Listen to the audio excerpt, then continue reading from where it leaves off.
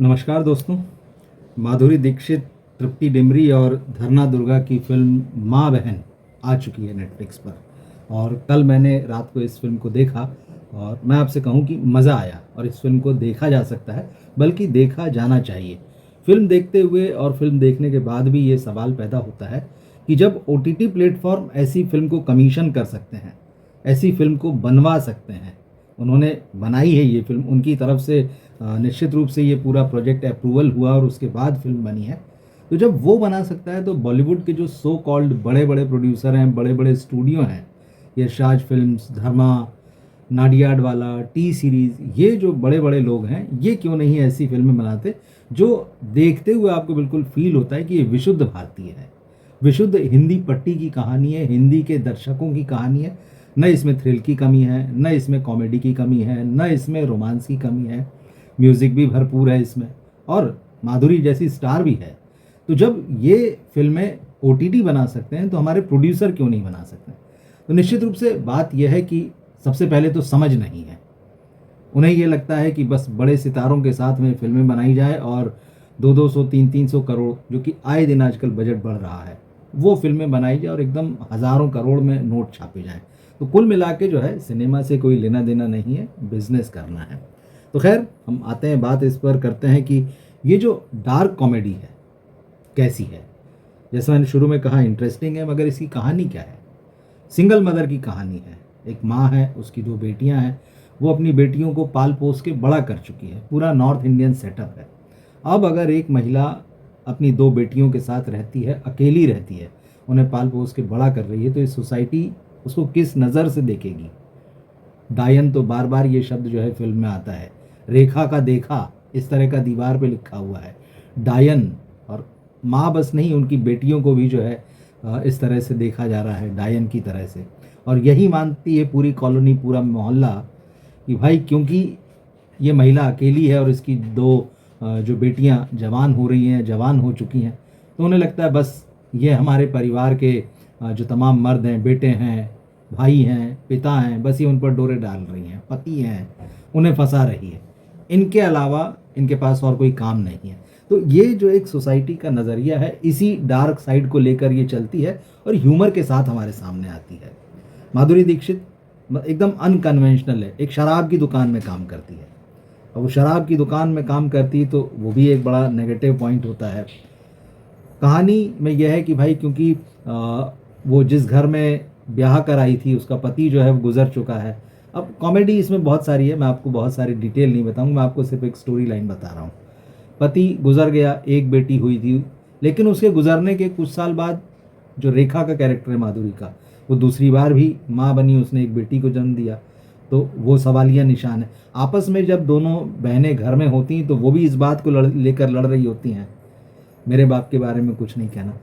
Comic ढंग से है पूरा पूरा प्रेमाइसिस, लेकिन मामला जो है वो असली फंसता है। और जो जिस मुद्दे के आसपास ये कहानी खड़ी होती है, बड़ी बेटी जो तृप्ति है वो शादी करके ससुराल में है, छोटी बेटी पटना शहर में रहती है, उसको इन्फ्लुएंसर बनना है, वो पूरी कोशिश कर रही है और बड़े तड़क भड़क वाले वो वीडियो बनाती है, सनसनीखेज वीडियो बनाती है।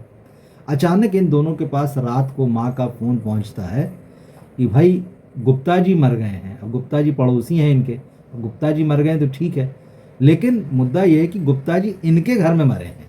अब ये गुप्ता जी रवि किशन है। दोनों हैरान रह जाती कि गुप्ता जी जो है इनके घर में मरे और रात के रात जो है वो आती हैं, फटाफट भाग कर आती हैं। कैसे मरे गुप्ता जी इनके घर में? यहाँ से पूरा मामला जो है खुलता जाता है, इंटरेस्टिंग बनता है। दरअसल गुप्ता जी कोई बहुत सीधे साधे कैरेक्टर नहीं है। गुप्ता जी जो है वो अकाउंटेंट हैं। जिस शराब की दुकान में रेखा जी काम करती हैं, वहाँ का अकाउंट जो है वो हफ्ते में 1 आध दिन आते हैं और हफ्ते भर की पूरी रिपोर्ट बना के उसके मालिक को देते हैं। अब वहाँ कुछ फाइनेंशियल गड़बड़ हुई है जिसमें रेखा जी का हाथ है। अब वो रेखा जी उनको कुछ समझाने के लिए अपने घर में बुलाती हैं और कहती कि मतलब उसमें ये एक है कि भाई आओ 3 पत्ती खेलते हैं। वो अब क्योंकि अकेली हैं, घर में कोई है नहीं, तो 3 पत्ती खेलने के बहाने बुलाती हैं। और उसके बाद कुछ ऐसी चीज़ें होती है कि गुप्ता जी वो फ़ोन करते हैं कि भाई गुप्ता जी तो मर गए। लेकिन क्या गुप्ता जी मर गए? ये कहानी जब थोड़ा आगे बढ़ती तो ये भी एक सस्पेंस है, बड़ा इंटरेस्टिंग है। तो मैं आपको चीज़ें नहीं बता रहा हूँ, कैसे ये तीनों महिलाएं जो हैं एक मुसीबत में फंसी हुई कि भाई अब करें तो क्या करें। और गुप्ता जी के घर में उधर बेटी की शादी होने वाली है, गुप्ता जी के घर में शादी की तैयारियां चल रही हैं, संगीत, महिला संगीत वगैरह है, तो वो एक अलग ड्रामा है। तो गुप्ता जी एक अलग कैरेक्टर हैं, ये तीनों महिलाएं जो हैं अलग मुसीबत में फंसी हुई हैं, और इन तीनों की पर्सनल लाइफ भी है। जैसे रेखा, उसके बाद में रेखा के बाद में जया और सुषमा, ये जो निरमा का विज्ञापन किसी ज़माने में बहुत फेमस था, वहीं से ये नाम लिए गए। पूरी फिल्म का टोन जो है डार्क और कॉमिक है। तो रेखा की अपनी ज़िंदगी है, जया की अपनी ज़िंदगी है, सुषमा की अपनी ज़िंदगी है। अब जया के घर में जो है उसका जो हस्बैंड है वो बहुत ज़्यादा ध्यान नहीं देता है, तो वो एक अलग समस्या है। उस घर में ससुर की चलती है, ससुर डोमिनेटिंग है, 3 देवर हैं, वो दिन भर रोटियां ही बनाती रहती है, लेकिन उस पर प्रेशर ये भी है कि भाई घर को वारिस चाहिए, तो वो एक अलग समस्या से जूझ रही है। सुषमा का एक अपना कि वो बहुत बिंदास है, वो किसी को कुछ नहीं समझती है, और उसके हॉट वीडियो भी जो हैं कुछ वायरल हो चुके हैं। तो तीनों की अपनी ज़िंदगी, और फिर सोसाइटी इनको किस तरह से देख रही है। सबको यही लग रहा है कि तो हमारा घर बर्बाद कर देंगी। और गुप्ता जी चाहते हैं कि भाई ये अपना जो मकान है, क्योंकि पड़ोस में है उनके और उनकी नज़र गड़ी हुई है उस पर, वो चाहते हैं हड़प लेना, कब्जा कर लेना। और जब से रेखा के हस्बैंड की मौत हुई है, तब से वो किसी न किसी बहाने से प्रेशराइज कर रहे हैं कि भाई ये मकान छोड़ के चली जाओ, ये हमको दे दो, कीमत बताओ। तो उनकी पूरी कोशिश यही है कि रेखा का वो मकान कब्जा लिया जाए।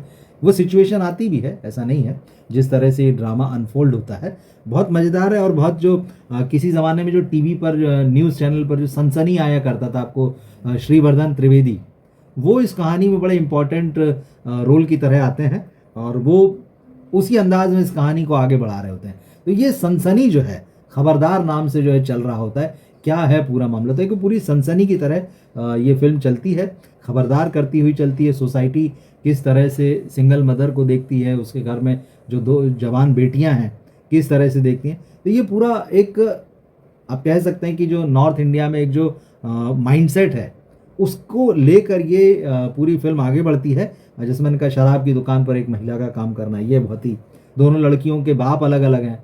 तो सोसाइटी के अंदर, मोहल्ले के अंदर तो इस बारे में जो भी लोगों का नज़रिया वो है, घर में भी इस बात का झगड़ा दोनों बहनों के बीच में चलता रहा है। इसीलिए यहाँ पर इस कहानी का टाइटल माँ बेटियाँ भी हो सकता था, लेकिन वो माँ बहन है। मतलब वो माँ बहन जो है कैसे गाली के ही संदर्भ में यूज़ होता है, ये हम सभी जानते हैं कि माँ बहन, जैसी माँ बहन बोला तो वो एक अलग फील आती है, एक अलग बात दिमाग में आती है। माँ बेटियाँ नहीं है, ये माँ बहन है। तो एक कॉमिक टोन लेके चले सुरेश त्रिवेदी, और बहुत अच्छे से निभाया है। फिल्म पर उनकी पकड़ है। फिल्म थ्रिलर से ज़्यादा ड्रामा है, मैं आपको कहूँगा, क्योंकि जो पार्ट मैंने आपको बताया कि उसमें लगे कि ठीक है क्या रिवील हो रहा है, लेकिन वो जो ड्रामा है और उस ड्रामे को जिस तरह से माधुरी दीक्षित, तृप्ति और उसके अलावा धरना दुर्गा, पहली बार उनको देखा इस तरह से फिल्म में, और बहुत मैच्योर ढंग से बहुत बढ़िया काम किया है। तृप्ति इस फिल्म में आप कहिए कि मतलब वो छा जाती हैं। कुछ सीन उनके हिस्से जो आए हैं जिसमें उन्होंने बाकायदा माधुरी की प्रेजेंस में खुद को साबित किया है। उन्होंने बताया कि यार वो लॉन्ग रन के लिए तैयार हैं।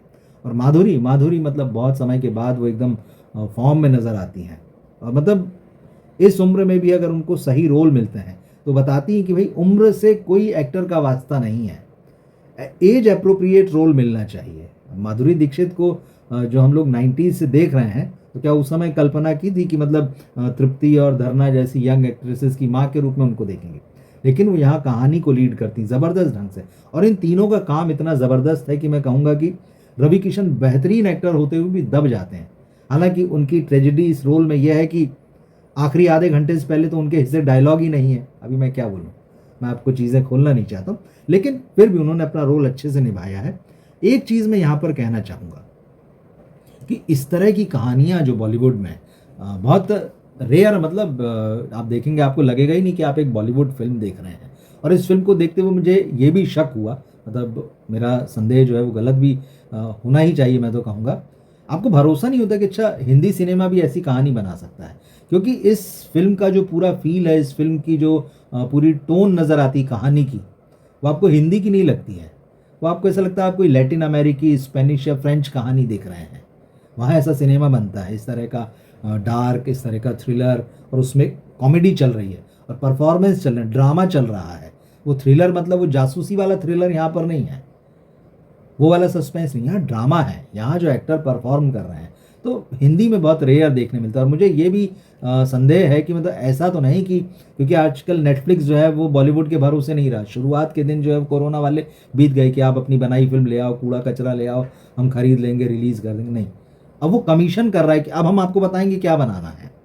तो नेटफ्लिक्स की लाइब्रेरी बहुत बड़ी है। तो मुझे इस फ़िल्म को देखते हुए ऐसा भी लगा कि कहीं ऐसा तो नहीं उसने कोई लैटिन, मतलब स्पेनिश, फ्रेंच फ़िल्म जो है वो राइटर, डायरेक्टर को, प्रोड्यूसर को पकड़ा दी कि अच्छा इसका तुम हिंदीकरण करके लाओ। कहीं ऐसा तो नहीं हुआ है। और क्या पता, हो सकता है आने वाले दिनों में वैसे मुझे नहीं लगता, नहीं ऐसा होना चाहिए, मगर फिर भी कोई आश्चर्य नहीं होगा कि अगर कोई फ़िल्म प्रेमी जो है दूर दराज से कोई कहानी, कोई फ़िल्म खींच लाएगा कि अरे देखो ये फ़िल्म थी, ये इसका रीमेक है। नहीं होना चाहिए मैं कहूँगा, लेकिन आपको मतलब जब आप इस तरह का कूड़ा कचरा बॉलीवुड से और हिंदी इंडस्ट्री से आते हुए देखते हैं, तो जब एक अच्छा कंटेंट मिलता, तो क्योंकि हमने कई फ़िल्में ऐसी देखी हैं, फ़िल्म हिट होती है, फ़िल्म बढ़िया लगती है और पता चलता है दूसरे चौथे रोज़ कोई ले आता, अरे ये तो फलानी कोरियन फ़िल्म की कॉपी है, फलानी जो है ये स्पेनिश फ़िल्म की कॉपी है, या फलानी हॉलीवुड की कॉपी है। तो ये चीज़ें निकल के आ सकती हैं। लेकिन ठीक है, मैं फिर भी कहूँगा कि ये जो भी बनाया है, मतलब सुरेश त्रिवेणी ने जो लिखा है, जो बनाया है, ये बहुत ज़बरदस्त है। इसको देखा जाना चाहिए। और जब नेटफ्लिक्स ऐसी फ़िल्म बना सकता है, जब नेटफ्लिक्स अमेरिकी कंपनी होकर इस तरह से आपके यहाँ के टैलेंट को ढूँढ सकती है, ऐसे डायरेक्टर को, और जमे हुए एक्टर्स हैं, माधुरी और तृप्ति किसी पहचान के मोहताज तो है नहीं। बड़े प्रोड्यूसर्स फिर इनके साथ में अच्छा प्रोजेक्ट और ऐसा प्रोजेक्ट क्यों नहीं बना सकते हैं? क्योंकि अब तो प्रोजेक्ट ही बनाते हैं, फ़िल्म बनाते नहीं हैं, तो इसीलिए मैं प्रोजेक्ट कह रहा हूँ। भाई ये तो बजट के हिसाब से भी बहुत वाइबल है। मतलब कोई हाई-फाई ऐसा मतलब 100 करोड़ का वाला मामला तो है नहीं। जब नेटफ्लिक्स अपनी जेब से देगा तो उतना पैसा तो देगा नहीं। उसको थिएटर में तो रिलीज़ नहीं करनी है। यही काम जो है हमारे ये सो कॉल्ड बड़े-बड़े प्रोड्यूसर और स्टूडियोज़ जो हैं वो क्यों नहीं कर सकते हैं? तो यही सब देख के फिर गाली देने का मन जो है ना, माँ-बहन जो ये है। आपको लगता है एक दर्शक सोचता है ये क्यों नहीं करेंगे? उसका मन होगा कि यार आप तो हमसे थिएटर का पैसा लेते हो, हम आपकी फ़िल्म देखने जाते हैं और कचरा फ़िल्म देख के बाहर आते हैं। नकली पीआर पर, ज़बरदस्ती के हाइप पर आप अपनी फ़िल्म को चलाते हो, सो कॉल्ड स्टार्स को ले ले। अच्छा कंटेंट लाइए, इस देश में पूरी गुंजाइश है। इस सोसाइटी में ऐसी तमाम कहानियाँ हैं जिनको कहे जाने की ज़रूरत है, बहुत एंटरटेनिंग है, मैसेज भी देती हैं वो। ये फ़िल्म भी इतनी डार्क और कॉमिक होने के बावजूद जो है, आपको एक स्टैंड के साथ में वो नज़र आती है। तो देखना चाहिए। मतलब मैं कहूँगा कि बदलाव की आहटें हैं ये, क्योंकि अब जब हम दसियों फ़िल्म देखते हैं तब एक आध ऐसी आती तो हम इसको बदलाव की आहट ही कहेंगे अभी तो। मगर इतना ज़रूर साफ़ है कि अगर ये सो कॉल्ड बड़े प्रोड्यूसर, बड़े स्टूडियो अगर नहीं बदले, तो अगर सामने से नेटफ्लिक्स और अमेज़न इस तरह का कंटेंट लेकर आने लगे, तो इनका बोरिया बिस्तर ज़रूर बंध जाएगा। तो आप देखिएगा माँ बहन, मैं आपसे कहूँगा। और माँ बहन देखने के बाद में आपके मन में क्या इच्छा होती है, किस तरह के भाव आते हैं, आप वो भी ज़रूर बताइएगा। और अगर आपने ये फ़िल्म देख रखी हो, तो मैं कहूँगा कि आप अपनी राय यहाँ ज़रूर लिखें, कैसी लगी आपको। मिलते हैं फिर हम अगले किसी वीडियो में। नमस्कार।